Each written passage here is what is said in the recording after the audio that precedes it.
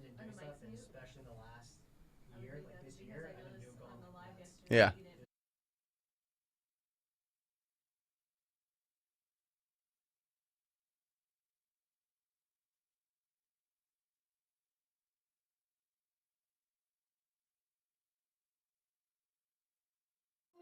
I ran up a check, I might do it again. Enemies close, had me thinking they're friends. 10 toes down, I'll be free until the end. Crib outside the city, I don't feel safe in my hands. Took so many years, I'm just waiting for the wins. I'm in debt to no one but the one who took my sins. I do it for real, there's no reason to pretend. If I do it once, I do it again. Add it up, bankroll, euro, peso, add it up. I'm just doing me, everything is on me. Oh, you matter what? Add it up, bankroll, euro, peso, add it up. I'm just doing me. Welcome to the Millionaire Before 30 show. What's up, peeps? This show, we are dedicating this to giving you guys the blueprint of how to become a millionaire before 30. I'm Ryan Zolin. I'm Brent Daniels, Mr. TTP, and I love this. I love the opening part of this show because we're going to be talking about something that I think is really, really, really critical. It's going from, kind of a standstill from zero to that first $100,000. I think that is, they talk about, you see this a lot. You see it on Instagram, you see it on, all these like wealth channels on TikTok where they talk about, if you make the first million is the toughest, but the second million is inevitable, right? And it's like, wow, that's incredible, but that seems so far out. Really, the first step, I think, is to getting to that six figures. Oh, absolutely. Because that changes you from really, I feel like it's that transition, that maturity from being like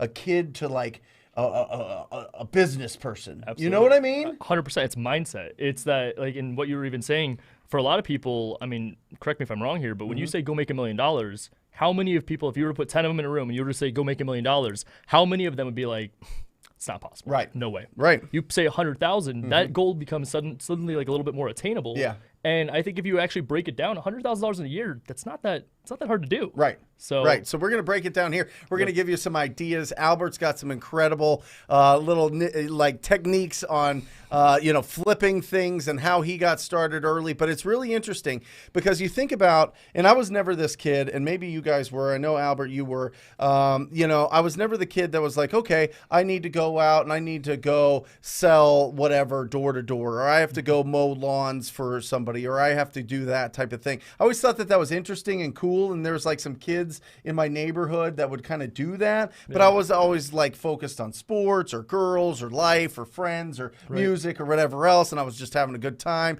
and I didn't really think that providing value to my community, to my neighborhood, was really high importance. So the reason I say that is if maybe you didn't grow up as that like Gary V, you're going out there and you're pulling people's flowers and selling it back to them, or starting businesses when you're young, that's fine. That doesn't mean that you're not a natural entrepreneur or that you can't start going out and doing some creative ways to make income. All right? Absolutely. You could literally start any of this anytime. It's just making the decision, and it's already inside of our brains, right? We already have that brain that says, you know what, I don't want to go from staying in a line at school and then staying in a line at college and then getting into a cubicle or staying in this job or doing this certain thing and staying within a ceiling of my income because I can only provide so much value to the world doing this career, right?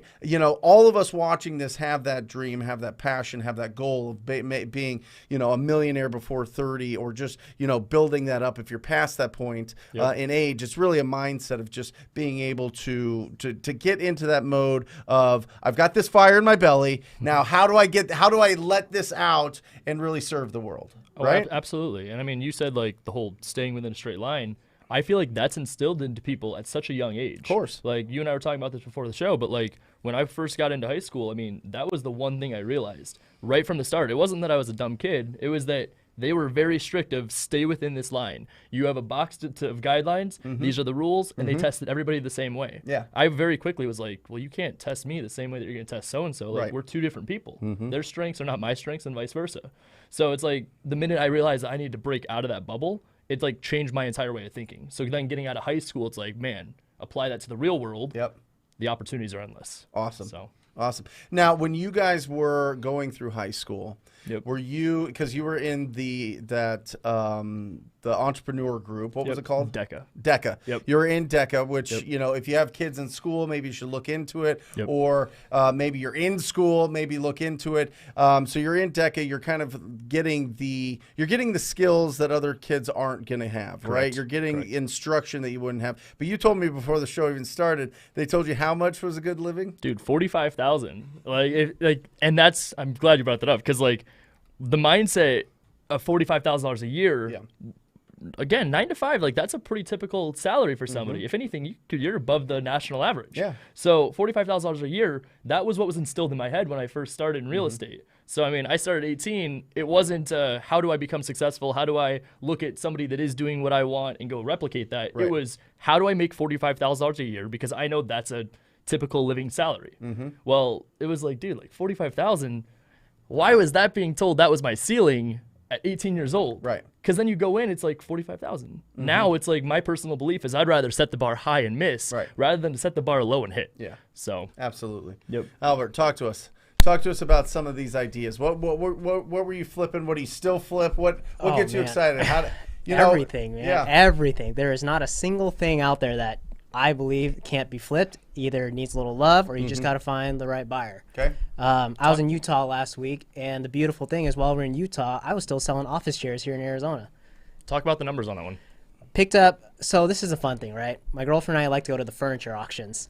Pick up furniture that people want to offload, bid on it, like just like the show, like A&E Storage Wars, but a little smaller. It's a lot of fun to bid and like outbid someone else. It's like a fun win. So I paid $12.50 for 10 office chairs. Average, I was selling them $32.50 by the time I was done. Like some I sold at 60, some I sold at 40. But I remember when I went through college, the one thing that I took away from econ was an item is only worth as much as a person's willing to pay for it. Right. So all I had to do is just find the person that's willing to pay X amount of dollars and keep going down. So walk me through that process. So how do you find furniture auctions? I Googled. Okay. I straight Googled. That's the only thing. Like furniture auction, it's finding places that people don't know where you find things cheaper and you just bring it to the public at a retail value. Awesome. And you know, the best thing I like to do here is I think it's like Gilbert, Tempe, not Mesa, I know that, but they have bulk pickup. You'd be surprised some of the stuff that some of these people throw out, like super good dressers, couches. Absolutely. And Pick if the you're- right neighborhoods too. Yeah, and if you're paying attention to the world right now, you can't get any piece of furniture in the next 3 months. Right. So you find a good piece that someone's thrown out, clean it up, put a little furniture polish on it, sell it back on OfferUp, Craigslist, and you make quick $200, $300. I Go kid find you a- not. I have picked up a full sectional someone threw out for $0 other than loading in my pickup truck. I sold it the next day for $320. And you're just putting them on OfferUp on I Facebook put 'em Marketplace, OfferUp. any of that, or just yeah, OfferUp? I use my pickup truck, Yep. right? Pick it up, clean it up, set it up, you know, vacuum it, whatever it needs to be to make it presentable for someone to use it. Yeah. Just put it for the retail masses to see, and someone picks it up. There's love always that. a need for it. I love it. Boom. But Albert, you're flipping houses, you're wholesaling houses, you're in real estate. Why would you do these little things here and there? Like, why? You know what I mean? Like, you could just spend, instead of loading up this stuff into your truck or going with your girlfriend to furniture auctions, you could be going to the mall. You could be going to a spa. You should be going on vacation. Why the hustle? Have you seen Albert sit still for like 5 minutes? Yeah, well, I don't know. I wanna this know is what's like the going most on. that he'll sit still for, and it's Okay. an hour and a half. Yeah.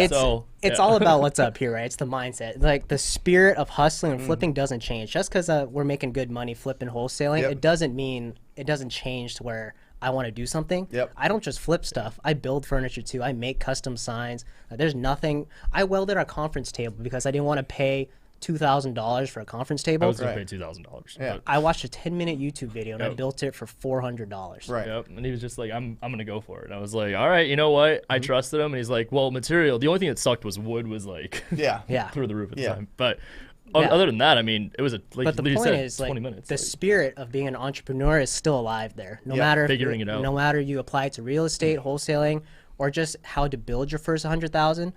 Because let me tell you, in that time that you're younger, I'm thinking back to when I was in high school, time was on my side. I had so much time. All I had to worry about was going to school. I had a part-time job at the time, and then I was still living at Where home, at? of course. UPS. So the weird thing is, I never went out in high school. Like, you know, I never had fun with friends because I worked the night shift. I worked from 6 p.m. to about 1 a.m. What? Yeah, In high school? yeah. I That's- did this in high school. I was a Wow. supervisor there. Yeah. So I did that until at 1, 2 a.m., whatever it may be, sleep for a little bit, wake up, and then go to school. And then I do my homework in between that time, and then I go to work. But then the hustle was there because I knew all my friends were spending their money. I was saving 80, 90% of it. And that set me up to where I am here today. Didn't you want to, reap the rewards? Didn't you want to go out and buy stuff? Didn't you want to go out and, show everybody that in high school that you're making money and they're not, and wear the nicest stuff and have the nicest stuff? Did you? Or did you not? What? Oh, yeah. I definitely wanted to spend all of it, and the hardest part that I instilled in myself was just that delayed gratification. I kept Yeah. repeating to myself, I want to be able to live like in my 20s when I'm 40. Not because when I think about, the people that are around me, that they're going to be 40, they're going to be living the life that's going to come with a 9-to-5 with family and not have that financial freedom. Whereas if I can give that up now, I can live like I'm 20 till the day I die. Well, and just to give you perspective of people in their 40s or late 30s or whatever, the generation that I grew up with, you go back and you see people, you run into them in random places, right? Whether it's, I go back to Gilbert, the hometown for whatever. I've got family out there, got friends, there's events, there's like dance recitals for the nieces and whatever else. And it's like, you see these people and there's no stars in their eyes. Like they're just glossed over and they're exhausted and they've got the rat kids race. running around and they're just like, oh, well, I'm just still here, still doing this type of thing. And it's like, wow, there's so much more to it. You know what I mean? I think, you burn yourself out between 20 and 40, 20 and 45 in some dead end or something that you're just not fulfilled in. It just doesn't feed your soul. Yep. It's tough, man. I mean, it's not like I feel bad because, they love their family, they love they're their happy. life. This is the way that they know. Their brain is different than mine, different than yours, different than everybody watching. Right. But it's just like, oh my gosh, like there's so much more to this. It's like so exciting. You get one shot at this. Why would you get stuck in something that's like you're just walking through, slowly and everything kind of dragging you down over time? I mean, it's just rough, and I see it. I really see it over the years, and it just builds up, and people lose their hair and they get all gray and they get all like run down. Their bodies look all broken. It's like, you're 40 years old. What are you doing? You know what I mean? Well, dude, I mean, even so, like going like on the traditional side of real estate, a lot of my clients, for whatever reason, when I first started, they were like old enough to like where they're like my grandparents' age, right? Yeah. And when I first started, I used to always like get a lot of like life advice and stuff because they would always look at me like a grandkid that was just open up the door, showing them, and they would take a risk, like whatever. But what I would always ask them is like, do you have any regrets? Like what happened? And you're like, tell me about your life. And nothing would hurt me more, and it probably put a lot of it into perspective for me at a young age, was like seeing 70, 80-year-old people that were going and they were like just regret in their eyes. And I was like, damn, like they were like, I don't want that. Yeah, like seriously. And it's like, just again, putting everything in perspective, you're like, I want more. Yeah. I mean, I was on social media, it was a few days ago, and I saw this person put out there saying, can you put into perspective that we are literally in space on a floating rock? Right. Like, why sacrifice? Like, there's so much more out there. Go and get it. I love it. So I'm going to ask the audience. So make sure that you guys are putting in your comments. Guys, this show is mainly, we're going to open this thing up in like 7 minutes. We usually go for about 20, 25 minutes here, just opening it up, let this conversation breathe. But this show only works if you guys are asking questions. I don't care if it's about real estate. I don't care if it's just about getting to that first 100,000. But the one thing today that I want is, if you had to start today, and I want the comments in here, and it might just be an idea, it might not be an experience that you've already had, But if you had to start today with $0, how would you make your first 100,000 this year, or let's just say over the next 12 months? And I'm gonna put that to you guys too. So if you guys start $0, you don't have a real estate license, you've never done a real estate deal, you know, you're getting going. How do you get that 100,000? All right. So I'm a firm believer that you could place me anywhere in the country, and I will figure out how to make $100,000 a year pretty easily. Okay. Like, I'm that confident. Okay. I know earlier you were talking to me and you were saying like, okay, no license, no marketing budget, very specific. Right. Like, okay.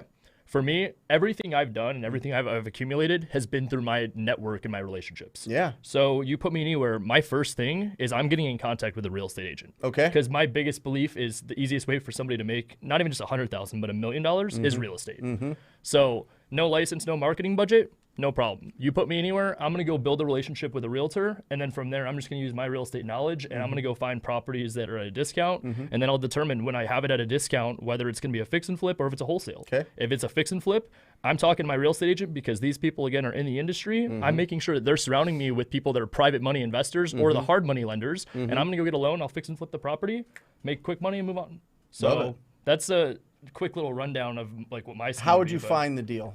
I would rely a lot on the real estate agent. Again, with me, obviously, you know, my specialty is the MLS. Yeah. But my belief is that if the property's for sale, I can go find it. I don't care if it's on market. If it's been sitting for 30, 40, 50 days, it's getting an offer from me. Yeah. So I don't care if that agent understands, like when I walk in, if you're giving me like a 2-week time frame, 30 days, a year, whatever it is to make that, I'm telling that agent, be prepared, you're writing 5 to 10 offers a day for me. So it's just a numbers game. How do you convince somebody to do that if you're just you don't have the experience, you don't have the money, you're like, you know, one, you can have that conversation without those things, right? Yeah. But how do you have that conversation and convince somebody that's going to be a killer for you, real estate agent, to go to work for you and have that certainty and that likability and all those things going and that confidence that you can make it happen? So you hit it right there with the last word. It's confidence. Yeah. So I'm going to walk into the situation and make sure they understand it's even perfect here because I'm not licensed. Right. So if I'm not licensed, it's a no-brainer because I understand. In real life, he is licensed. In This real is life, I'm just a licensed. fantasy. Yes. Okay. But in this fantasy, yes, I'm not licensed, so I'm going to rely on this real estate agent again. But they understand that if they get these contracts accepted, they're making commission. So if we're doing even 2 deals a month, I mean, they could be walking away with $10,000 a month like that. Yeah. So if they're making 10, I mean, theoretically, if I'm flipping it or wholesaling, I should be making at least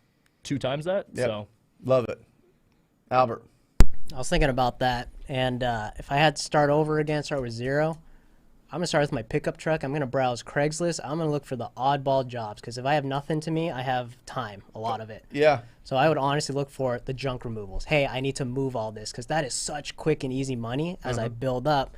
And the goal of that is to get to build a network, right? So as I'm making money, I'm meeting these people that are getting rid of a junk, right? I'm be like, hey, what are you doing with the house? Or if I'm meeting a fix and flipper trying to empty a house, hey, can I hook on? Like, can you teach me? Like, and I'll be your junk removal guy. I'll come here, clear out your properties.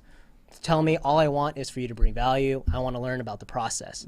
So I have an asset, my pickup truck. Now I'm going to use it to make some money on the side, supplement my income. Now I'm learning on a relationship. Someone's doing the business, fix and flipping, or someone's in a distressed situation, and then find the network, find the realtor, find the investor. Like, hey, I found this house that I was cleaning out. They want to sell it. Do you want to buy it? And there's my wholesale right in the middle. But I'm using my pickup to find jobs that we all can find with this item right here. Oddball jobs, throw it away, use your assets to your advantage, and then build up your money, build up your network, and little, the boat pulls you along. It's like that show that we were watching, what was it, last year? Undercover Billionaire? Undercover Billionaire. Have you heard of that That's show? a good show. Yeah, that one, great show. Love the concept. It's kind of similar to the question. And for us, we've had this conversation quite a few times where we've been like, what would we do? Like, how would you? I love that idea. Junking out properties. I would put an ad out that I junk out 100%. properties. You know what I mean? And you never know. You might run into the family that owns the property that just inherited a property that needs to junk out this. It might not be an investor. It might be something that you could be the investor on. Or it. what if you find something valuable inside their Of junk? course. I mean, you clear it out and you might find I sold a like, welding tank, oxygen tanks from stuff. I found like a mug collection. I don't know if that's what what about Choya? Yeah, I sold the welding tanks off of that one, but I found mugs in another one. I sold like 10 mugs for $30, $40 each because I knew what they were. They were very collectible. And is it just something that you look at something, you Google it, and then you're like seeing what other people are selling it for, Yeah, right? Googling it. And all of that knowledge came there's from so many our resources. Gary V right there. Like That was literally though, awesome. like that's the thing that like really Albert and I have talked about a lot is like I am so convinced with a cell phone alone, you can make $100,000 a year. Yeah. And dude, like even you see it on social media, like you could be like an influencer and like But you know what's affiliate of some crazy? type. People are always just like, it doesn't work. Like those numbers are made up. So I'm like, let me find out for myself. It's real. It's very You just real. got to do it. Well, think about this. Think about if you just combine those two things, right? You go out, you put an ad out that you're going to junk out properties. Then you document the whole thing. People love looking at all this. You're like, look at what I found here. Look at this. Look at this. What I'm clearing out here. Isn't this crazy? And it's just your network. And they see you hustling. They're like, I'm going to be a real estate investor. I'm just excited. I'm learning the ropes. So I'm going to junk this stuff out. I'm going to figure this out. I'm going to try to talk to the owner of this property and see if they'll teach me what they're doing, and then documenting all that and doing that for the next year and just doing and find. I'm telling you, people will love that story first of all because you're talking about influence and you're talking about going through the journey and everything. And I'm not saying influence like all of a sudden you're going to be an affiliate for somebody or you're going to sell something for somebody. People will throw money at you. If they see this whole story, this whole thing of you going out there, junking out properties, getting excited about real estate, getting excited about flipping stuff, people with money are looking to put it with people that are proactive, that are thinking like that are really hustling and really just have that passion to go out and serve. Well, Oh, 100%. I'm telling you. how you said that, dude, that's exactly how Albert and I got reconnected, was that he saw me posting on social media and he literally messaged me. He's like, dude, it looks like you're a young guy that's hustling and I respect that. I've been watching you for the last couple of years. I want to get involved. Like, I have a house to sell. Let's do business. Yeah. And then it was just off and going from there. But that came from building value, right? I didn't just come to 1000%. you and ask like, hey, can you teach me everything you know? Absolutely. I came to you with something that I had built on my own. Yep. Like I tried to bring you value in terms of, hey, can you sell this house for me? And in return, it's like, hey, can you just show me the process? Like, Powerful. let me see how it does. And that all came from Yep. everything beforehand. Learning the value of money, learning the side hustle, learning getting down and dirty, getting your boots dirty, knowing what it goes into it to see what that dollar really represents. You played me. I'm just kidding. No, but I'm telling you, if you document your hustle and you do it in a real way, in a authentic, I feel is a word that's just getting chewed up by everybody that's not authentic. So I don't know if authentic is the right way, but just like just the real, you're showing, Genuine, you're documenting, genuine. you're not creating. It's another Gary V thing, and you're going out there and you're showing everybody, listen, I am doing different things. I'm excited about doing these different things. It's not, I'm junking out this property and whatever else, because that's the norm. If you go the other side and have enthusiasm for something like that, wow, that is a great backdoor. But it really I am adds- telling you.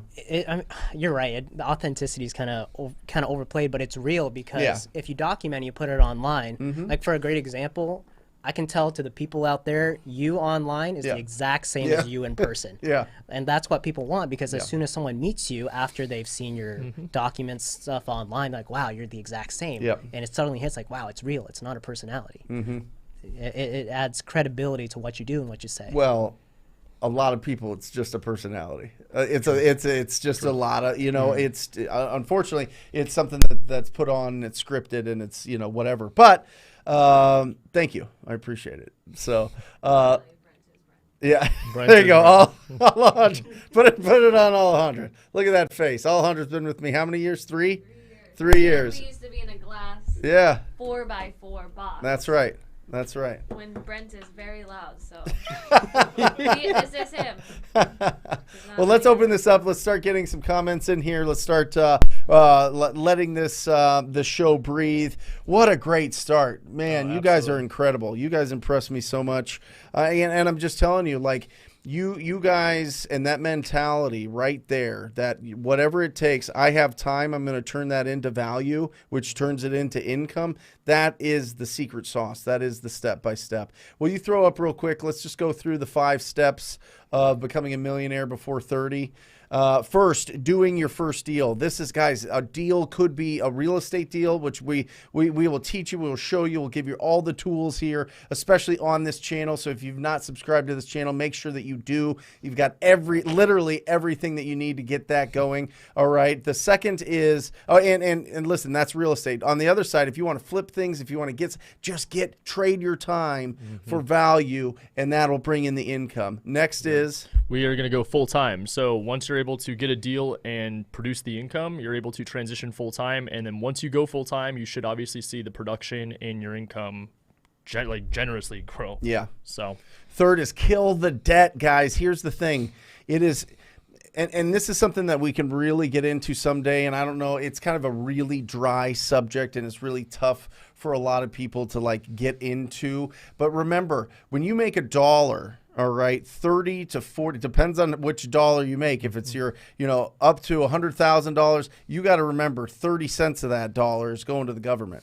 Listen, it's going, it's taxed. Right. I'm telling you, we had this conversation today. Right. It's going there, and it goes up the more that you make. You can kick it down the can. I mean, you can kick the can down the road by buying assets, buying real estate, and doing that, and that's great. But while you're building this thing up, before you get to that point, the money that you keep is so precious that if you're paying that money, if you're taking that precious money, after tax money, and you're paying interest on something, you are making somebody else wealthy, and you are not going to reach that goal of being a millionaire before 30. You got to kill the debt. Don't make somebody else rich. Take your money and have your money work for you.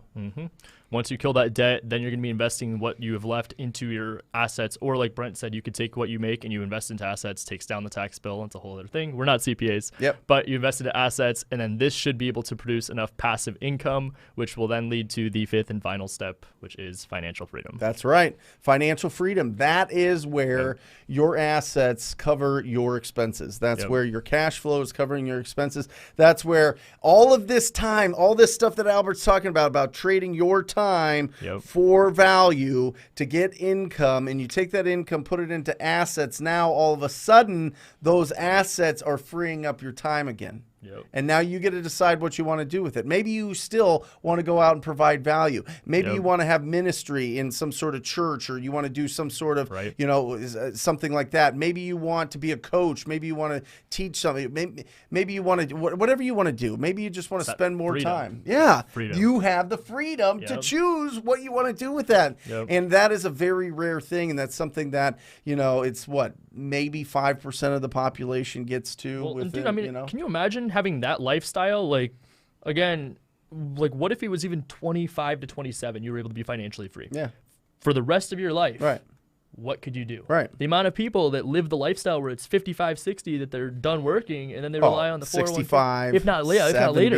And it's like, to me, I'm like, holy crap. Like, honestly, wrapping my head around that. What is the life? Like, why? And I completely understand circumstances, variables. Obviously, people have to make those decisions. And I completely understand. Sometimes it's even just the comfort and life structure of that. I completely understand. For me, it's just I can't understand giving my time for a salary. Like, it's no way. But, well, it's just making the owner of the business richer. More wealthy. Which is fine if you like if you like that. But the people watching this, the people that subscribe to this channel, they want that financial freedom. They would just have that brain. For sure. We're different. Cool. Just built different. Yeah, it is. All right, here we go. Tony, I am broke. I want to get into this to change my life for the good. I'm learning so much, but I feel I need a mentor. What do you think? I think that is a situation that I completely empathize with and I understand. What I would say, dude, I hear this all the time. People say, I want a mentor. Can you help me? I have this situation, this situation, this situation. Completely understand. What you need to do is exactly what Albert mentioned earlier, providing value. Whether it's giving your time or maybe even discounting yourself up front initially to learn the trade so that you have the ability to go and then produce income with what you just learned. But I would say go and find somebody that is currently doing whatever it is that you want. Find a way to get yourself inside their circle. So that's what I did. That's what has gotten me to where I'm at, is I've just surrounded myself with people that were doing what I wanted. And then obviously discounted myself at the beginning. But that's it. It's the name of the game. I'd agree 100%. It's your time. I mean, if you don't have money, you have time. Yeah. So invest in yourself, personal development, get in the mindset of what you want to do to change your life, because to change your life, it's extraordinary, right? Which means you need to do extraordinary things to get there. Yeah. Which is the things that 99% of the population don't do.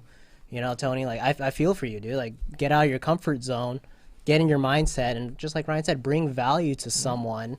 And, you know, you don't have to, quote unquote, pay that person to be your mentor. You're giving your time to them to just be there with them. Absolutely. Yeah. Dude, I mean, that's like the thing I hear at the beginning too, is like people are like, oh, can I get help? Can I get help? And I'm like, sure, like we have coaching programs, we've got mentorships, or I could refer you to somebody, whatever the case. But a lot of times people are like, oh, I don't have the money. That's fine. Provide value by your time. Discount yourself. Go and work for these people. Like, I guarantee you, like, it's not going to be everybody you ask, but I mean, you go and you ask 10 people that are doing what you want, I guarantee you're not going to get 10 no's. And if you do, ask 10 more. Yeah. So, Well, and here's the thing, Tony, just to add a little bit onto this, because I think that you guys just totally nailed that. In my mind, there's two differences. There's a mentor and then there's a coach. Okay. A mentor is somebody you want to be like. A mentor is somebody that you want to be in their world. You want to see how they move. You want to see how they communicate with people. You kind of want to emulate what they're doing. It's kind of like they led the path, and you're kind of following that by just watching how they do things. A coach is somebody that gets results faster. Okay, so it just depends on what you want to do. If you want to get pushed and find somebody that's a real coach that's going to be like, okay, go do these 3 things today. All right. A mentor is more like, hey, yeah, just go out there and, just find something to flip or do something like that. You know what I mean? Or just go out there and find an ugly house, bring it to me, and I'll help you out type of thing. Right. They don't give you the necessary instruction. So there's mentor and there's coach. And then what I will also say is I feel like I have literally had thousands of mentors, because I feel every time that I read a book, that's like a mentorship. And I think that's why it's so important to really put that good stuff in, because really smart people have boiled down incredible amounts of experience and time into something that's like this big, and that you can have in your hands and highlight and keep and go back to and reference all the time. You don't have to remember what somebody said to do. It's right there. So I think part of it is also getting that. It's almost like a pass-through mentorship. You know what I mean? It's like you're getting all of that and absorbing all of that information. And I think that that's really key as well. But I think if you're going out there and you are either way, if it's a coach, if it's a mentor, if it's a book, if it's a YouTube, if it's a podcast, if it's whatever, you still have to, you're the one that has to provide value to get income. Yep. So at some point you have to have the courage to go out there and just do something. Absolutely. And if you fail, keep going. Yep. And if you fail, keep going, because dude, failing then is great. Yeah. Failing is fantastic. Yeah. You know, one of the things I want to say is, for me, I wasn't ready to get a mentor or coach until I knew I was coachable. Yeah. So I don't know how you feel about that, Brent, but I feel like if it's sometimes it's too early to get a mentor, because you're not ready to absorb the information and the action steps that someone else can provide until you get in that mindset. You're like, okay, I'm ready to take massive action. Well, that is when you have to decide, are you going to have a closed mindset, a fixed mindset, or you're going to have an open mindset. You know, are you going to let this, are you going to absorb this? Are you going to really take it, or are you just doing it because people are telling you that? Listen, I know some people never had a mentor, never had a coach, just went bananas, just crush it, don't care, are real quiet, not on social media, multimillionaires, just had extreme confidence and went out and did it. Right? Awesome. That's not me. Yep. That's not me. Right. That's not me. I always had to have a coach. I always had to have a team. I always had to have, I always had to get pushed to go do something. I always had to screw up things royally to have a chip on my shoulder to go out and really take action. Right. So sometimes when we're at when we're at rock bottom, it's great because that's a strong foundation, and then you just start crawling your way out. So, Tony, to answer your question, it's up to you, man. I mean, it's totally up to you. We have our license. I've had it for 17 years. I thought it was interesting going through the school. I didn't think that it was that difficult. I didn't pass the national test the first time, but the second time I did. And it was pretty quick and easy. So, Tony, it's up to you. If you feel like that would benefit you, then go for it. I don't think that should stop you. Don't let that be the thing holding you back from taking action on whatever you want to do. Correct. Yeah. Awesome. All right. From Andreas. Do you wait for title to come back before you market, or do you just market the day you talk to title? You want to go on that one? Yeah, sure. No, we go right away. If there is, listen, COVID really kind of screwed up title companies for a little while there. They kind of got backed up because everybody was trying to work remote, and they have super, super high security on a lot of things because they manage billions of dollars, all right, throughout the country. So they were kind of backed up. So it took a while to get the title report back. And even in regular life, it takes 3 to 7 days, calendar days, not business days, to get that title report back. I don't want to wait around. Right. I mean, unless there's something that the seller is telling me, if the seller's like, well, I'm not sure if I own this, I'm not sure who owns this, I'm not sure it was deeded here, or if I'm looking on PropStream that we use and it shows all the transaction history and it shows all the documents there, which is a huge benefit to PropStream, then you can kind of get an idea of what the story is. And if there's anything goofy there, then you want to send it to title and say, can you put a rush on this? I need to know what's happening here. But if it's a traditional seller and they've owned it for forever, PropStream, TTP data. If they've owned it forever and ever and ever, you know what? Listen, typically there's not going to be too much going on with the title report. Usually what happens is there's a lien that they thought was less, or they thought that they paid off, or they didn't know about on the property. That kind of gets things a little bit wiggly in the deal. But for the most part, I'm going to take that deal and I'm going to get it out to everybody. Yeah, we do the same. Yep. Just once we have a fully executed contract, just make sure title has it. Well, that's a huge advantage to being on the MLS. I mean, nobody's going to hire a real estate agent and do all this and have it go. And not anybody, but it's very rare that somebody like that is going to not know if they own the property or not. Right. Right. Yeah. Samuel, I believe cold calling is the best way to start with no money, but I'm nervous about talking to strangers. Any suggestion? Thank you. Samuel, I completely understand. Listen, we weren't raised. There wasn't a fifth grade class that we took after lunch in PE where we all had to sit in a call center and call people and ask them if they would consider an offer on their property, right? Yep. It's just we've been taught, don't talk to strangers, all these things, right? So you have to break through some of these blockages that you have in your brain. So what I would say is this. The number one word that you need to keep in your mind right now is the word sustainable. And what I mean by that is sustainable effort, sustainable action. And with that is just call one person today, and then call 2 people tomorrow, and 3 people the next day. If you really want to warm it up, start calling, and I think you guys were talking about this, maybe it was somebody else, calling on for sale by owner properties in the beginning because they want to sell their properties, and it just starts warming up the conversation. You can start pre-qualifying them based on the condition of the property, timeline to sell, motivation, and price. And Samuel, I will tell you, TTP Insider has the scripts. Oftentimes, we get scared to make calls because we don't know what to say. All right, what I would do is I would take the TTP script. This is coaching here. This is instruction. Take the TTP script, call up the for sale by owners. They already want to sell, so you don't have to go into the do you want to sell. Just call them up and try to see if they would consider what they're looking for, and try to pre-qualify them. Absolutely. All right? Yeah, for sale by owner. I think it was actually Alex that was talking about that last year. That's right. It was Alex. Zillow. That's right. And honestly, I mean, Brent hit right on the head. Yeah, go on Zillow. Go on Zillow and call them. If you another one is gosection8.com.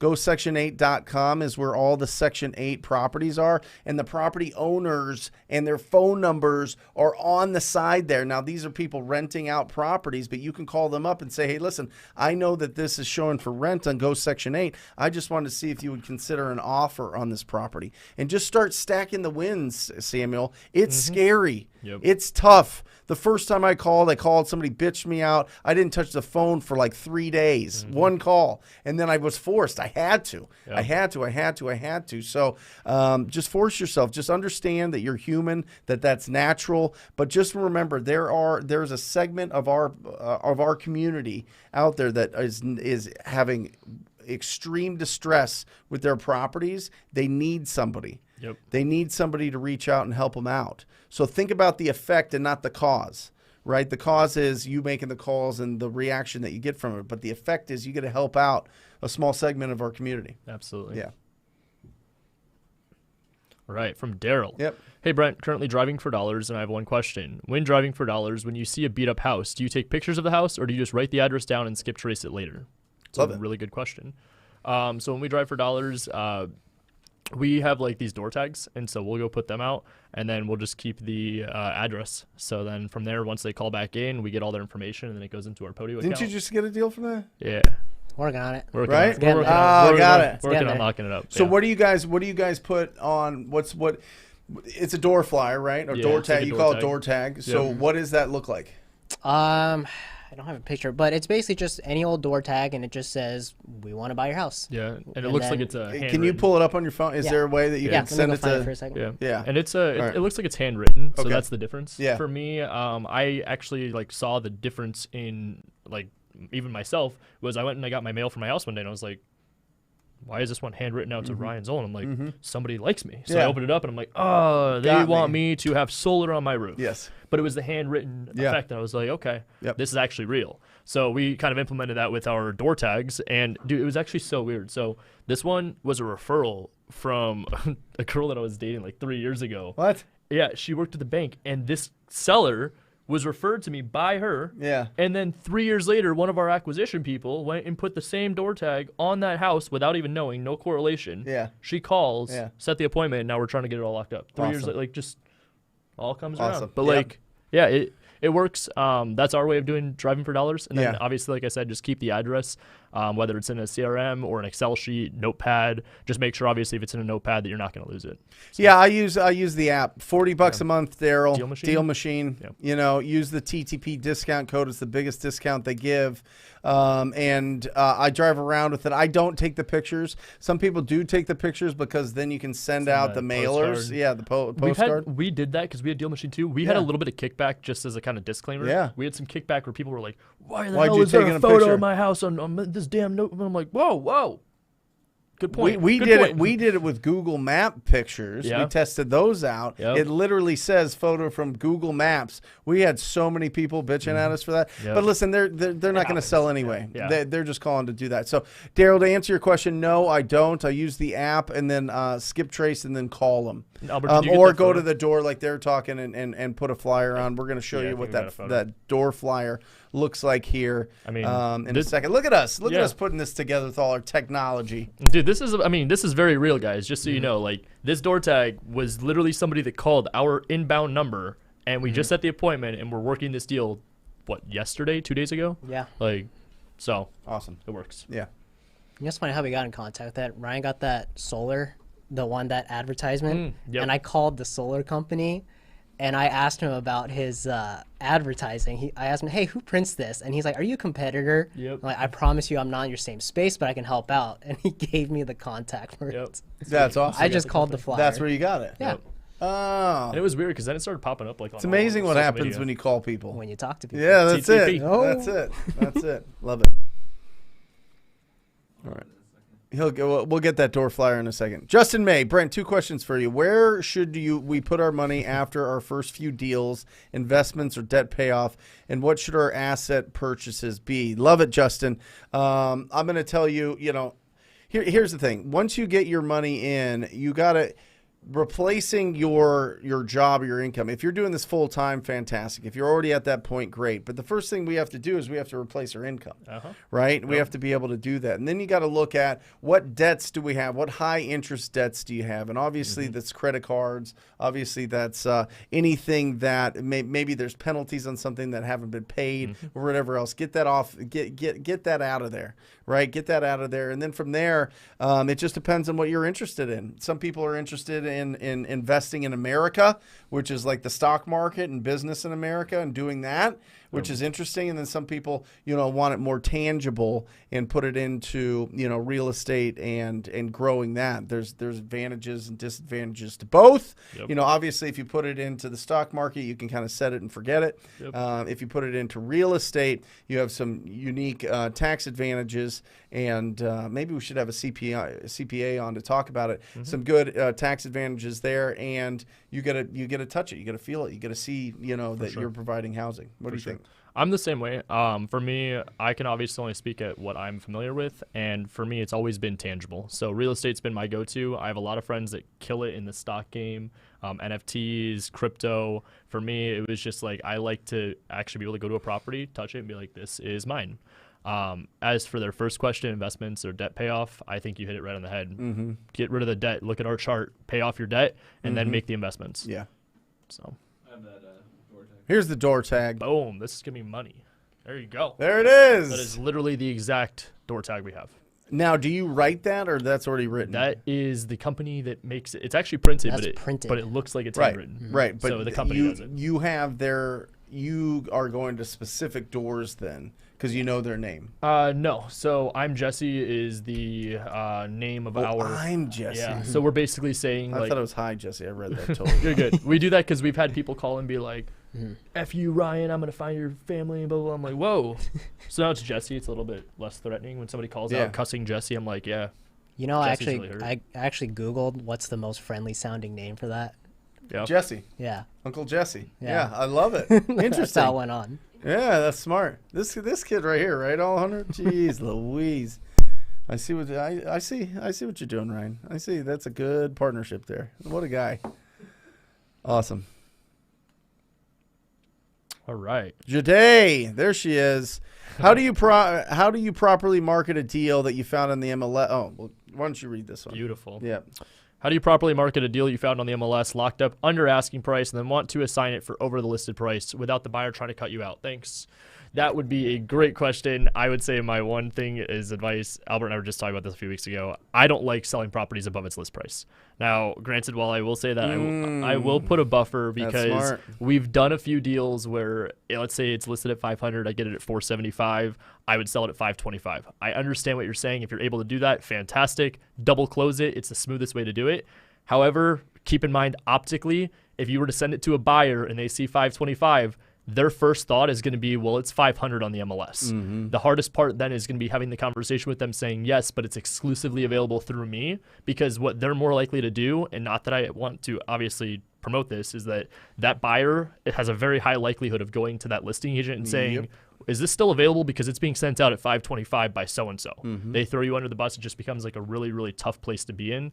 So what I'd recommend is obviously be mindful of the list price. Send it out at list price. That's what we just did on one last week.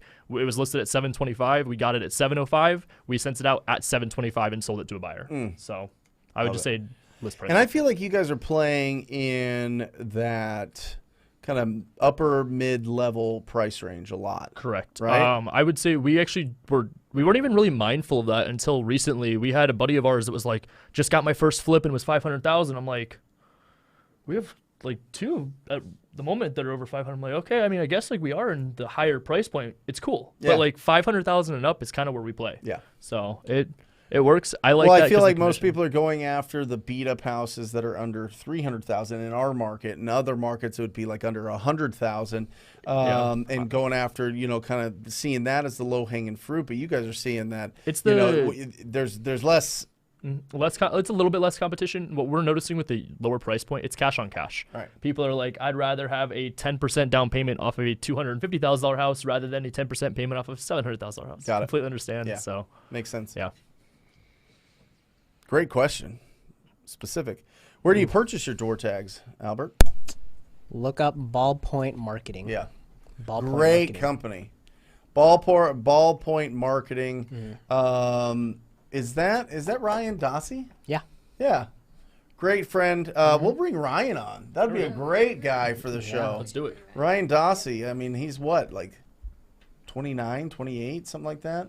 Great guy and phenomenal business person. Yeah, we'll bring him on, and he'll tell us all about the mailers. They also own a company called Call Porter, which answers the incoming calls live for that. Listen, what? Arturo, yes, that's great. Yeah. Hi. This is Jesse. Yeah. I mean, listen, you can identify as whatever name you want. I mean, people can identify as all sorts of things. So if you want to change your name to Jesse on the phone, go for it. That's great. We've got a few other neutral names, so we're good. Adam buys house. Ooh, all right. For Brent and Ryan, would you outsource acquisitions or dispositions first? In other words, lead generation first or selling the deal first? Fantastic question. I personally would outsource acquisitions because dispositions for me is the easiest place for me to put myself in a position on the team where I can still be effective, highly effective, but also still be able to manage like the transaction coordination of the deal while still building the company and scaling. Yeah. Acquisitions, though, I would absolutely outsource, assuming they've obviously done the work themselves. Don't outsource something you haven't done the work in. Yeah, I'm going to flip the coin on that.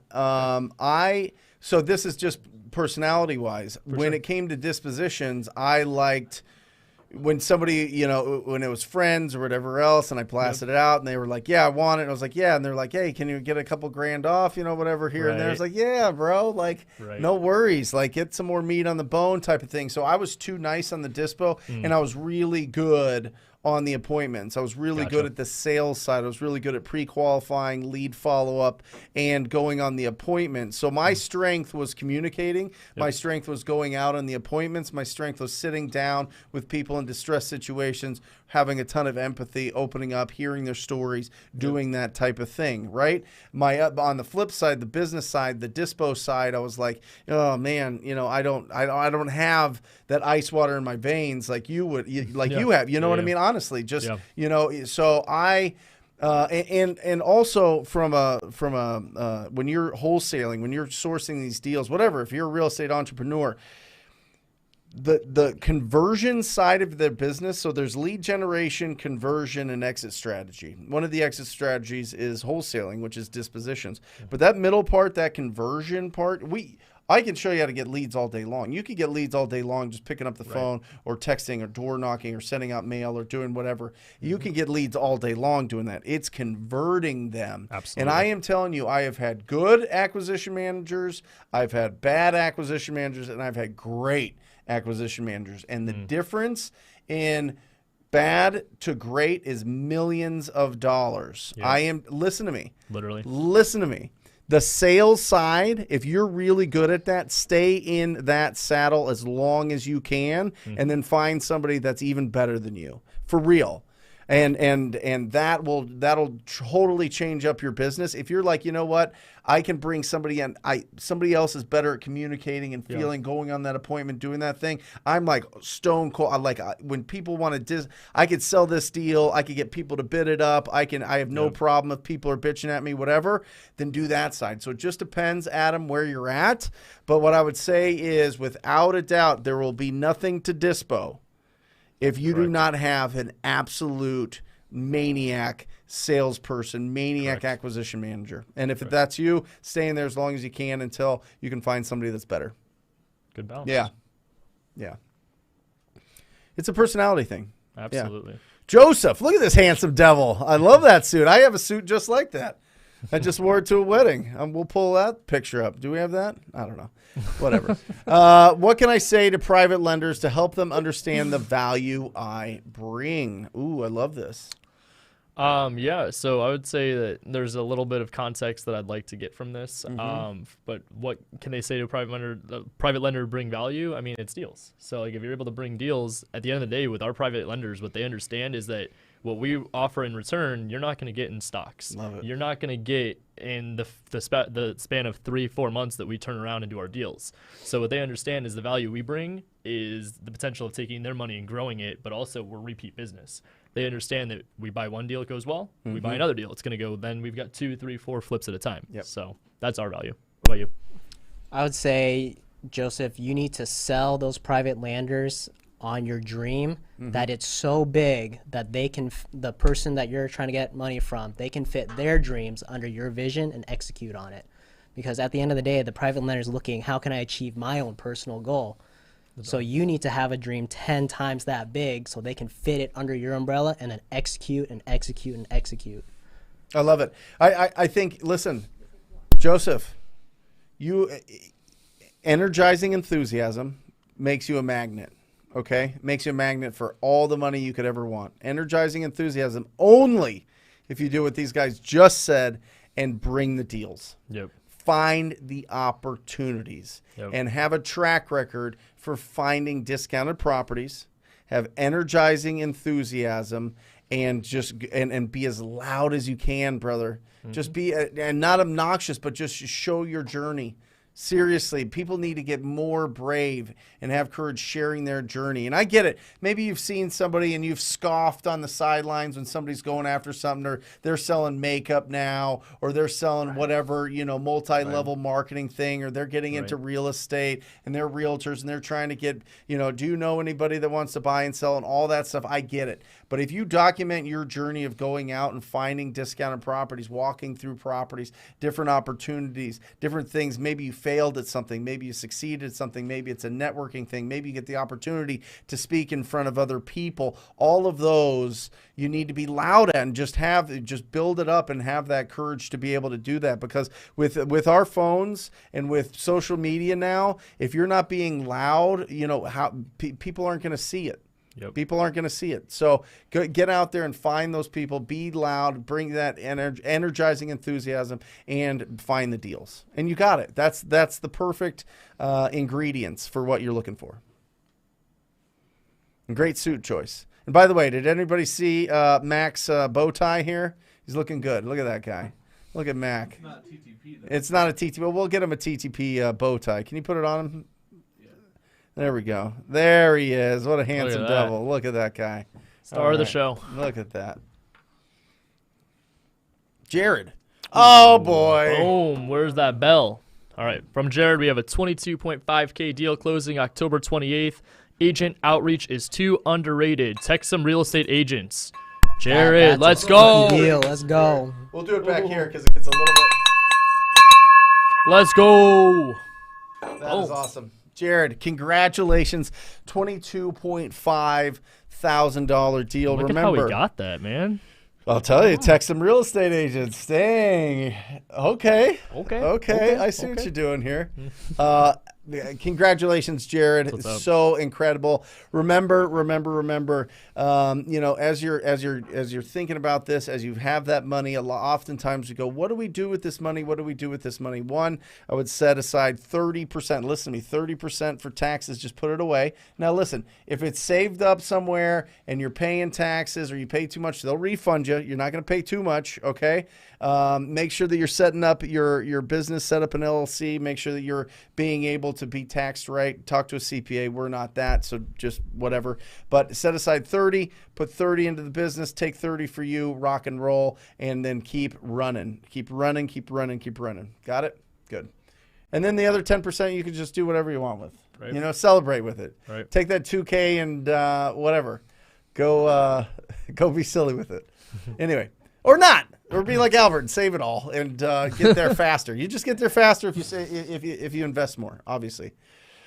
Peter, REPC question: Do I sign the wholesale contract first and then send it to the seller to sign? I mean, either or. I always like to get the seller to sign it. If they prefer for me to sign it in front of them, that works. Mm-hmm. But for us, it doesn't really make a difference. We usually have the seller sign first. Yeah, Peter, it just depends. If you're doing this in person, either way, actually. If you're in person, I sign it. I commit. Okay, I'm committing to. We went through all these terms. Right. We went through the price. Are you good? Do you want to work with me? Okay, great. I'm committed to you. I'm willing to commit. I sign. Here you go. Sign it there. Boom. Done. Right. And then if it is virtual, then yeah. Very rarely is a seller going to be comfortable with you sending an offer that you haven't committed to. So all the offers that Right. you guys send to MLS, the agents, they have our signature. all It of them. comes from the. You're not going to from send our buyer's agent. you're not No, going to send a gosh, no. non-signed contract to an No, agent. right. They'll be like, They're "What? gonna be like, "What the hell is this?" Or you want me to Yeah. get my Yeah. person to sign this? What if you do you want the deal? Well, I don't Right. understand what's going on. Yeah. Right. All right. Good. Dustin, Brent, what do I need to have on my contracts in order to not be sued in case the contract needs to be canceled? Well, first of all, not an attorney. So if you're really worried about this, I would talk to the title company and the title or the closing attorney to get in there. I'll tell you, on our contracts that we use, we've got an inspection period that lets us cancel for whatever reason during that inspection period. So typically you're going to be protected in your inspection period, but for any legalese or any kind of legal advice there, you're going to have to talk to an attorney. But we use the inspection period for whatever inspections that we have. Inspecting, and listen, we buy a lot of properties, we wholesale a lot of properties, so during that inspection period, we're going to do both. We're going to bring in, if we need to be, if the property's really, really, really rough, we're going to bring in an inspector, but for the most part, we know what we're looking at. And so we get our eyes on there. That's the time for my acquisition managers to get in there, any cash buyers that we're working with to get in there, any lenders to get in there. So, yeah. Juanita. What do you do if a lead has a ridiculous asking price, double what the house is worth, but they seem motivated to sell? Well, it's not going to sell for twice as much as what it's worth. I would say this is where we flip our hat around and say, hey, I can list it for you as a real estate agent. But keep in mind, as a real estate agent too, I'm all about setting expectations. So if I'm going into this and they're asking for double what it's worth, I'm just setting the expectation it's only worth this much. If you're trying to get it at top dollar, it's going to need X amount of dollars in rehab. You can do that yourself and we can get to this price, or I can give you a cash offer. It's going to be this option. But yeah, that's what I would do. Listen, Juanita, if somebody offered me double the value of my house right now, I would sell it. Of course. I would be motivated as well. Absolutely. Right? Like, it all comes down to, does the price make sense to you? Remember, here's the thing, and something that you hit on perfectly in the very beginning of this. The buyer determines value. That's it. Yep. I don't care if you're selling office chairs. I don't care if you're selling bicycles. I don't care if you're selling real estate. The market doesn't. The lenders don't. Yep. The agents don't. The seller doesn't even. It is a ready, willing, and able buyer determines the value. So you go in with confidence with your value. If they feel like they can get more than that, or that they think that it's worth more, move on. Yep. All right. We are working with people that are in alignment with the price that we offer them, the terms that we offer them, and working with us and our company. That's it. Those are the three things in negotiating that it all boils down to: price, terms, and you. So if they're not willing to align with your value, your price that you're willing to pay, find somebody that will. Yep. Awesome.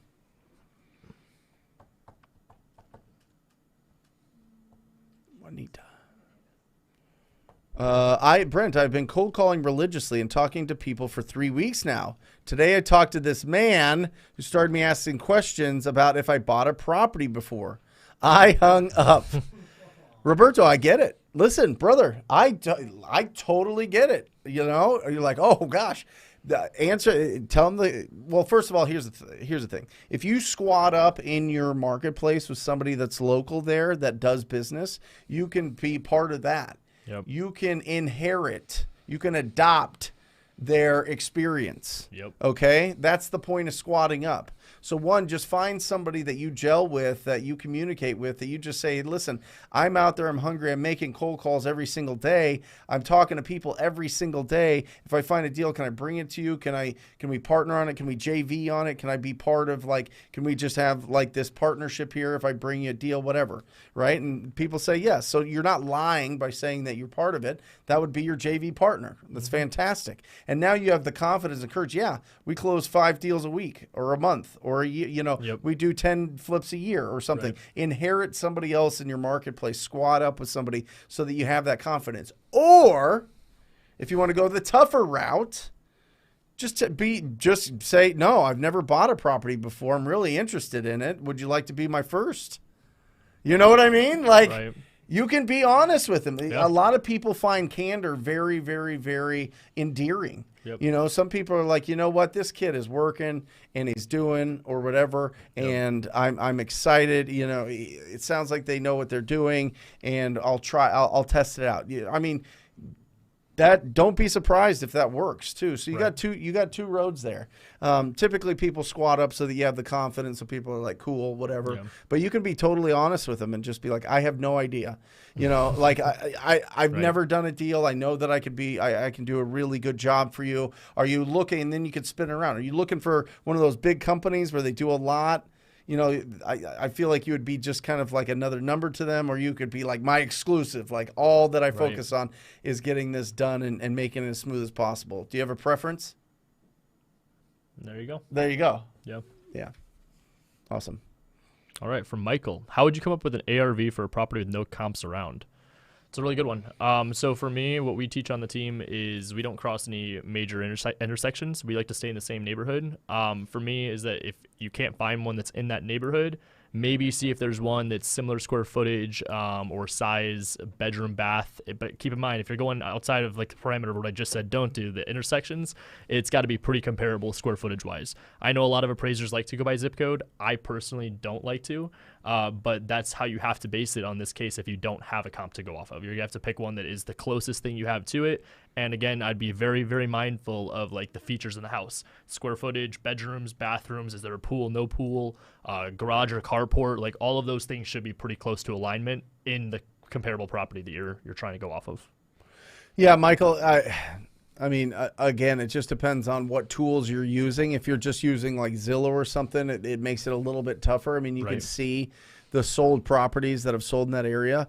That's why I love that neighbor button on the comps in PropStream. You literally just click the neighbor and it pulls all of the sale. It'll go back 50 years. You know what I mean? So if you can't find something that's sold in the last 3-6 months, you kind of have to time travel to see, you know, a year, maybe 2 years, something should have been sold unless it's super, super, super rural. In that case, you need to pick up the phone. You need to you need to go online.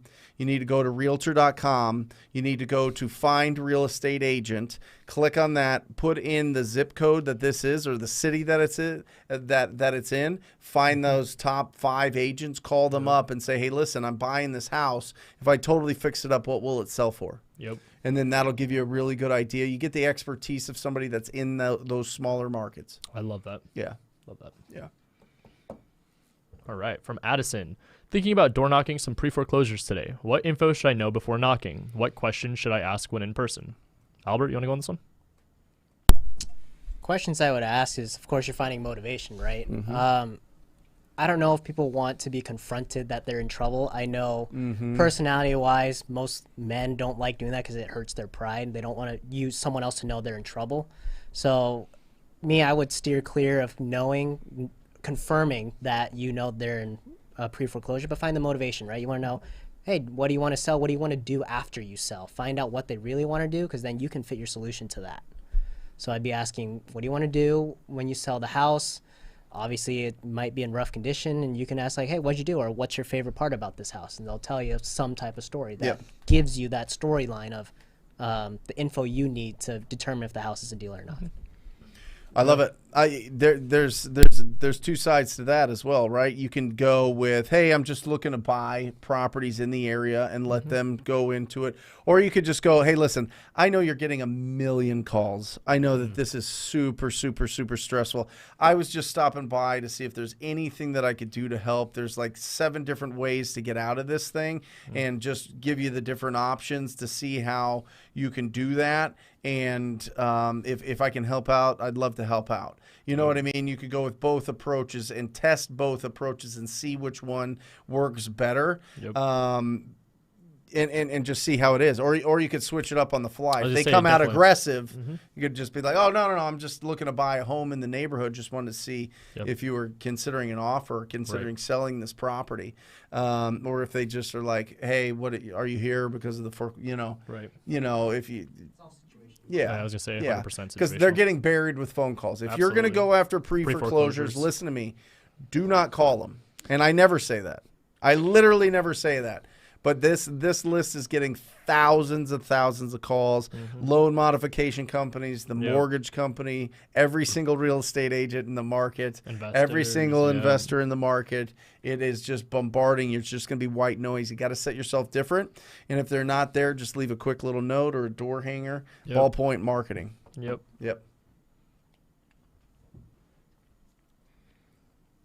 Ooh, from Angel, what tips do you have to raise private money for deals? Love it. This is a fantastic question. So for me, I will tell you that one of my biggest limiting beliefs when I first started, everything has been my age. It was like, man, like I can't do this. Like these people are twice my age, 3 times my age, so much more experience.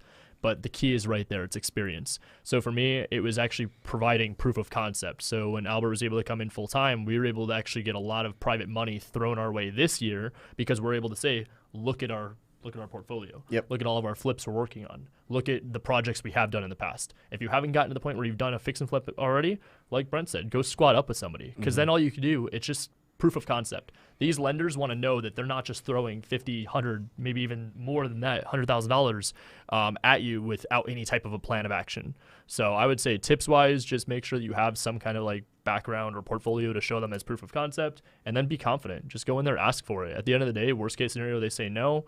Private money for me that I've had the most success with is friends, family, and referrals. So. Yeah, and listen, Angel, when it comes to, remember, you don't have to get the full amount. There's hard money lenders that'll give 80 to 90%, if not 100% for the deal. They look at the deal based on the asset. They look at it based on the price that you're getting it at.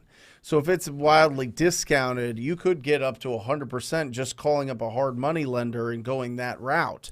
Now, typically, they want you to have some sort of skin in the game because it's just more protection for them. So really now all you're talking about is raising that 10 to 20% down that they require you to come in with. And that's doable. And that's very doable. I mean, unless you're going after $1 million house and you need $100,000 or $200,000 from family and friends or whatever else. But typically, for the most part, I mean, the average price point in the country is like 2.25. So if 10%, 22,000. 22,000, 40,000. So maybe you're at 40,000, being able to raise that from other investors, from friends and family to be the down payment, and then get the hard money lender to cover the most of that. And by the way, once you start working with that hard money lender and building a reputation, that percentage goes up and up and up that they're willing to lend. Absolutely. They'll go up to 100%. There's places here in town that'll go 100% at 18%. Right. Yeah. So Frank West Capital, shout out. And I'm sure that the next follow-up question, 18%. Yeah. Next follow-up question, I'm sure for Angel is probably going to be like, what kind of percentages do you give these private money investors? I think you'd probably agree with me here, like what, 10 to 12%? Yeah, I mean, it just depends. It just depends on what they're looking for. Listen, in the beginning, I'll give them 50% of what I'm making if it means that it's adding experience and money into my account. I think that's a big nugget right there. It's a big nugget. Well, and listen, the first few, you only need to do a few of these things to start building the momentum and building a reputation. I would say maximum 10, but you could probably do a lot of damage with doing 5. If you did 5 deals where you fixed and flipped, or you got these deals and you put them right back on the market and wholetailed them or whatever else, and you made a good profit after 5 of them, people are going to be knocking down your door. After 10, I mean, people are going to be throwing money at you. So if you need to 50-50 it with your private money lender for the first 5 to get the experience to show the profits, why not? Do it. Why not? It's going to set you up for the rest of your life. The toughest part, I'm going to tell you what the toughest part is about that whole situation. The toughest part is when you go to that private money lender and you go, sorry, I can't give you 50% anymore. It's going to be 10. They're going to be like, whoa. No, you got to be like, you know what, I've got enough money to do these on my own, or I got to give you just 10% interest rate or 12%. I can't. And then they get... That's the toughest part, is the disappointment in their eyes after they're not getting 50% anymore, because you've built up your business. But if they're good business people, they're going to realize that there's a progression, there's evolution there, and you're gonna evolve into that. So Angel, just listen. You don't have to raise it all. There's more money out there. There's unlimited amount. Ooh. Batch one. Yeah, I was going to say, without a doubt. And I can tell you, actually, we came from Mojo. Like, we had Mojo last year around this time. I had Mojo for 15 years. It's not, like, I hate to get on here and, like, badmouth them, but like No, I had Mojo quality's for just- 15 years. Very, very good at the learning curve of the Mojo and the way that they display everything is very user fantastic. But friendly. Just Batch, it's quality. not even close. Yeah. I mean, Batch came to me, Juan, and they're like, "Hey, listen, we want your input. We want you to help us design this dialer for real estate investors." And that's what I did because I made a bazillion calls in my life. So Batch dialer TTP, and you can test it out for free. Yep.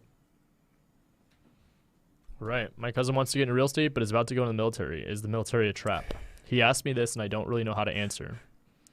Dude, so I can actually give you a little bit of a story here. Like, I had a buddy of mine when we first got out of high school. Again, when you're in high school, the typical two routes is college or military. If you didn't know what you're going to do, you're not encouraged to go start your own business or be an entrepreneur. You're encouraged to go into the military. It's usually that, like, I want to say get out of jail free card, but it's really not. I mean, you're going and putting in that physical labor. But I would say that I could tell you that I won't name his name, but he came out of the military and he's like, dude, that was like the worst 4 years of my life. I could have taken that 4 years and invested into whether it was college, self-education, a trade school. That's what he wanted to do. And if he could have gone back and did all that instead, he said he would have done it in a heartbeat. Now, keep in mind, everything is situational. There's obviously plenty of variables in your cousin's life and possibly what the outcome could be if they go in the military or if they don't. But I would say that it just depends on what their goals are. Obviously, my big thing is that if they aren't going into college or whatever, just have a plan. So obviously, if he's not going military, what's his plan? I'd just be curious to ask questions and figure out what his goals are. Yeah, and it just depends.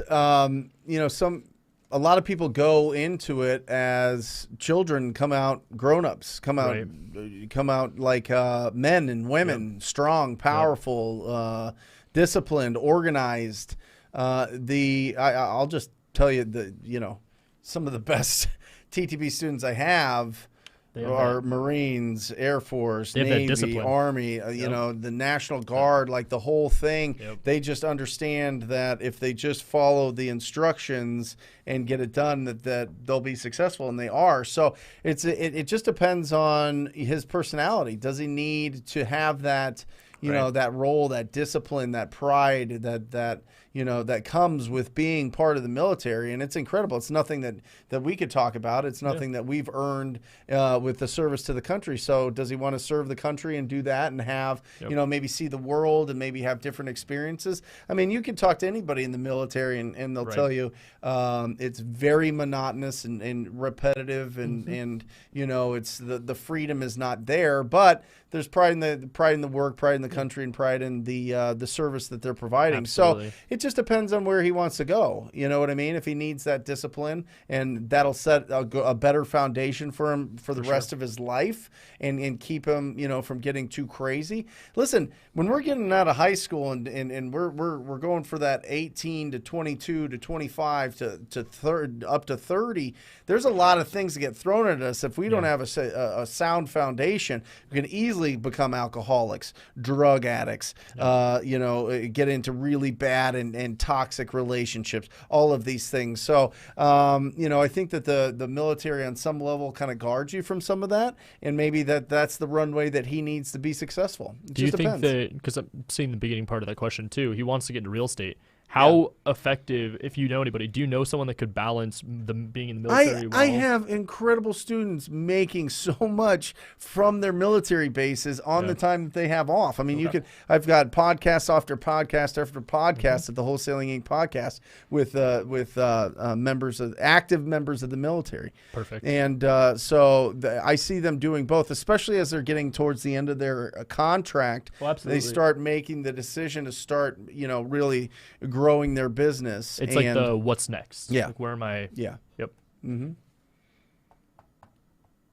Hamilton. Brent, I want to close my first wholesale deal in the backyard of my city, LA. And with house prices $600,000 to $900,000 for single homes, what would you recommend for a wholesale fee if in a SoCal market? 10%. You're looking for 10%, Hamilton. Typically, 10% is about what you get on these things. It just depends. When you start creeping up there, you want to shoot for as much as possible. But, I mean, 20K is still a great deal. 30K is a phenomenal deal. 40, 50, 60. I try to shoot for 10% on all the deals. What about you guys? Because you guys are in this. I mean, you guys. This is literally your playground. I was gonna say, so for us, it's a little bit different just because it's MLS. 10% of like 600K. I would love to have a 60K on the MLS. But I would say that realistically, our like average comes out to about 10,000. If we're aiming in the higher price point, per deal. My average though is on the higher price point. We always aim for 20. Yep. So 20K is a good baseline. Awesome. What do you think, Albert?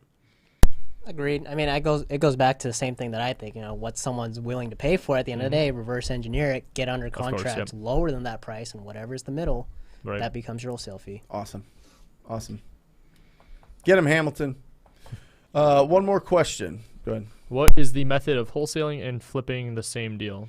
So I think he's referring to like getting under contract, like one LLC, wholesaling it out, and then creating a little bit of liquid capital to be able to apply into the flip. It's a fantastic method. Essentially, you just need to have two LLCs. I don't know the legality behind this, so don't quote me to it. But I don't think you could take it from an LLC, and maybe you know this answer. Yeah. From like if it's two LLCs that I own, I don't think I could take it from one of my LLCs to another. I think I'd have to be like Albert's LLC and my LLC. I might be wrong on that one. I'm not sure. Are you familiar with the concept? Yeah, I mean, so typically what happens is when you're doing a flip and you're starting out, you're raising the capital, right? So you say, I'm going to find the deal. I'm going to charge $10K to find the deal, and then we'll flip it from there. I'll make sure the numbers work, but then we'll flip it from there. So I'm gonna get an assignment fee to me, and then the person buying this, the whoever's buying this property is going to be a different LLC or a different person or whatever else.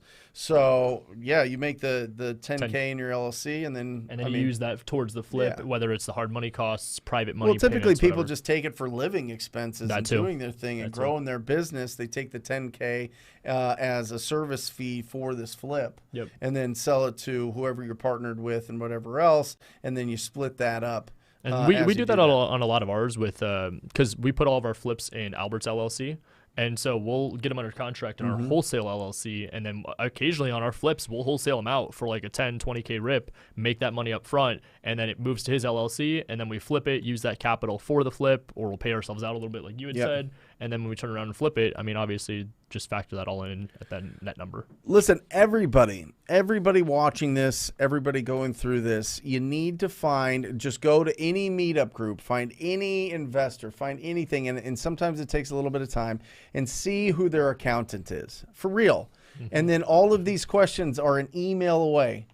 What is the best way to structure this? Boom. And then send it to them, and then they respond. That's what you want. Have somebody set that up and do that. But yeah, if you lock it up in your LLC and want to sell it to the partnership LLC, just talk to your CPA it's a about great it. method too. Yeah. Because it gives you breathing room. Yeah. Daniel. All right. If I'm driving for dollars and only texting, how often should I text the owner if there are no replies before I move on from them? Albert and I were just talking about this, and I know you guys were just talking about this on one of the deals. Just keep going until they basically tell you no or cuss you out. And then another option is that if you are local, go knock on their door. Just go show up at their house. Yeah, unlimited. Yeah. There's a method that I've started trying to do.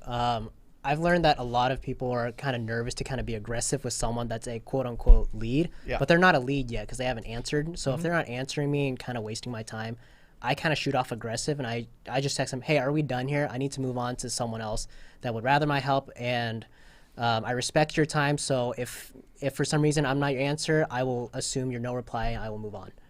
And that kind of puts the fire in their feet, like, oh, maybe I should respond. Like, what opportunity can he present?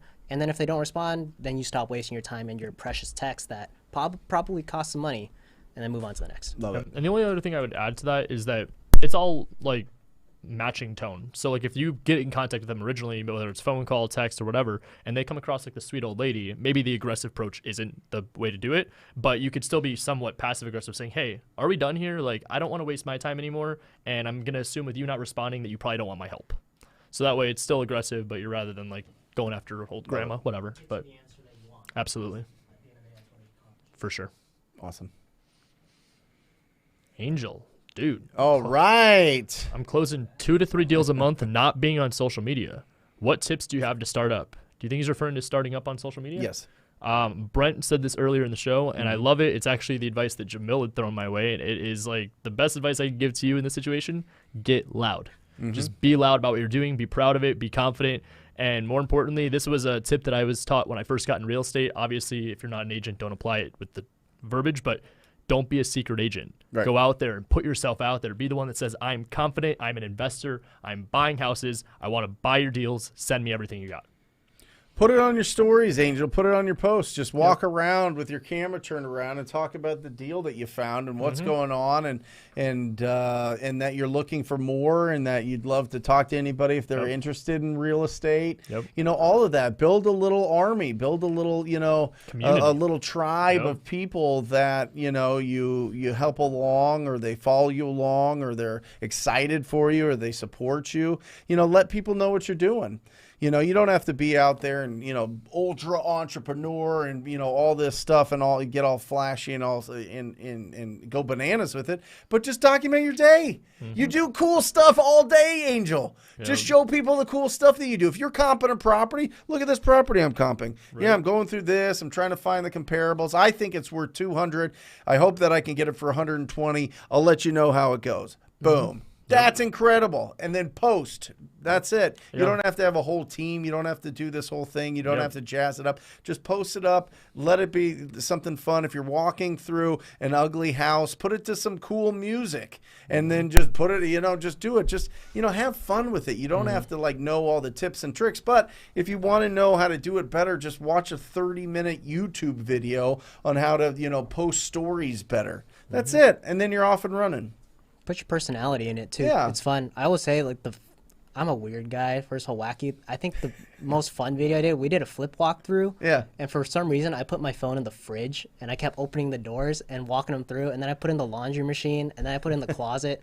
And I start the video by just opening the door every time. I kid you not. I got more message about that. Like, that was the funniest thing I've ever seen. Right. Because everyone's seen the flip walkthrough. I'm like, I'm going to put this in the fridge and just, like, Personality. walk to the fridge. Yeah. And that's just my personality in Yeah. it. But it was fun, and it provides entertainment for someone who's watching it. Right. It's awesome. I'm going to start doing fridge videos. Christopher, question. Is the due diligence fee on top of the asking price or part of the asking price? Yeah, it's really, did you guys know, like, in some states you have to pay to get an inspection, right? So that's going to be on top of the purchase price. I mean, it could be in the way that you lay out the contracts. It just depends on which contracts you're using, Christopher. But They're doing that in Texas now, aren't they? Texas is one of the states, I think. I know North Carolina. Because I was talking to somebody at it was Jamil's mastermind a couple weekends ago, and they were saying that in Texas they had to do that. I was like, whoa. Yeah. Like, I mean, it's not anything like crazy fee wise, but I mean, yeah, it's an added cost in there. So. Yeah, typically on top, Christopher. Good question. All right, from Christopher. When should you quit your job and go full-time into wholesaling? Once you have 3 to 6 months expenses saved or closing deals constantly? Love it. That is a fantastic question. I want to throw it over to Albert because Albert just switched over full-time this year. So let's talk about, Albert, when did you have the confidence to make that transition, You know, if ever? I couldn't believe it. I kind of just made the jump. I will say I didn't really think it through in terms of, like, when's a good time to do it. But I will say I have a year's worth of expenses. I sat down, I did the math, and I'm like, okay, how much do I need to pay my mortgage, my bills? What do I live off of? Do I have enough to supplement that for a year? Yep. And if that answer was yes, then I'm like, okay, I can live without this income. Because the one thing that was hardest for me to transition was I'm not getting a paycheck every Stability. 2 weeks. Yep. It's money going out constantly to supplement it, and then, you know, some fees coming in. But I need to still live in between. So I knew I was good at what I do. I knew if I couldn't do the wholesaling thing, my entrepreneurial spirit lives on. Like, hey, I can pay my bills by doing a couple flips, but years worth of expenses.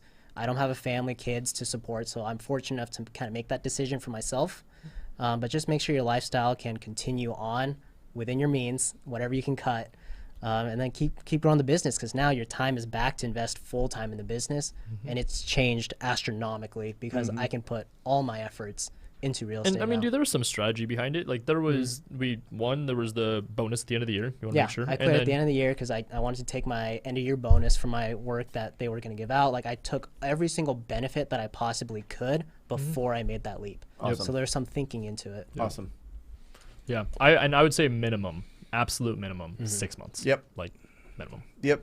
I mean, I made a video on this like 3 years ago with Alejandra in our old glass office. 6 months. Dude, well, I mean, even think about what Alex said. I mean, Yeah. what do you say? 8 or 9 months for his first deal? Yeah. Keep in mind, Yeah. in the mindset that you need to have to go potentially 6 months without a paycheck, especially transitioning where you were getting a check, you need to be like, the time is now. I'm telling you, like, the average for the big time, super successful real estate wholesalers to do their first deal when they were getting started was 6 months. Yeah. Yeah. Austin, will you explain how I, as a wholesaler, can partner with a realtor? How do they get paid when they send? And we'll make this the last. Guys, this went fast. This Yeah, is this went by. crazy. You guys crushed today. That was incredible. That was an incredible opening. Guys, if you guys are just joining us now, make sure you watch the replay of this. Watch the first 20, 30 minutes of this. Really, really, really incredible stuff. So Austin asked, will you explain how I, as a wholesaler, can partner with the realtor? How do they get paid? And they send me a deal and I sign it. Beautiful, beautiful question to end it. Dude, so building a relationship with a realtor, this is the most crucial relationship you could have. What you want to understand, it's what we've talked about is the whole theme today. It's providing value. So you understand is that if you're going to be providing them value, which again, keep in mind, you're not paying their commission. The seller's paying the commission. So what value are they bringing you is the real question you have to ask. So make sure that the realtor's bringing you a deal. What you understand is that if they're bringing you deals that are on market, or maybe they have a seller, their negotiation of the commission should be in that term with the seller. Yep. So they get paid once the deal closes. So they should be working pretty damn hard on your behalf to make sure this closes, because they don't get paid if it doesn't go through. So that agent's going to make sure that the deal closes. It's all smooth at the title company and everything. But aside from that, when you assign it, it's just normal. It's like a normal transaction. You get under a contract with the realtor, seller signs it, listing agent is involved, they sign it, buyer's agent signs, you sign, you turn around, you assign the contract out, send it to title. The only hang up I ever usually get as a question is, should I tell my realtor I'm assigning it? Should I CC them on title? That's just situational. It depends on your relationship with the agent and how much you trust them. Some agents I know, and maybe you'd agree with this, would absolutely freak out when they hear assignments and they hear that you're not actually the buyer, but they're representing you as the buyer. Yep. So just be mindful of that as a possible obstacle. I always say it's better to ask for forgiveness than permission. Keep that in perspective with title. I don't tell the agent that I'm going to be assigning it until after the fact, if they even bring it up. Yeah, and Austin, the technique I've used, it's made world famous by Jamil Damji with Keegley, is you reach out to the real estate agents, you build up a relationship with them over time, and then you educate them on how to find these deals, how to literally like cold call for you. For listings, but when they come across those deals that need some love, they need some renovation, they need that, they have the option to tell those people, hey, listen, I can list this property for you, or I could just get you a cash offer. Do you want me to give you both options? Yeah. Okay, well, the cash offer would be here, and then you would split that deal. He splits the deal with some of the real estate agents 50-50. I mean, he'll give 50% of it to the real estate agents. I've always done 50-50 as well with any real estate agents that are bringing the deal, if they don't already have a listing agreement with the owner of the property. But I actually prefer when they don't have a listing agreement with them, because then they bring it to me off market. And before it hits the market, I get that deal and I split it with them. And oftentimes those deals are ones that aren't like totally destroyed, and we end up either doing a flip on them, or we end up just cleaning them up and putting them back on the market ourselves. So there's a lot of advantages there, right? Awesome. Final words, Albert. What a show, honestly. What a show. What a show. What a show. Final words, I mean, great. to wrap up the theme, that's just get out there and start taking massive action. You know what I mean? No matter what it is, if it's a real estate wholesaling, if it's finding junk to treasure, goodwill, whatever you do, the entrepreneurial spirit lives in those hustles. So find it, build it, create it, and keep feeding it. Love it. Love it. Yeah, I mean, I love the energy of the show. It's a good vibes. It was great. Great vibes. Yeah. My thing is, I'm just going to leave with you guys with is, how bad do you want it? I mean, are you willing to take the action and do the things that other people aren't for the lifestyle that other people don't have? So Love it. Love it. Remember, keep your house clean, protect your health, increase your value to the world. You'll live a great life. Till next week, we love you guys. See ya. I ran up a check, I might do it again. Enemies close, had me thinking they're friends.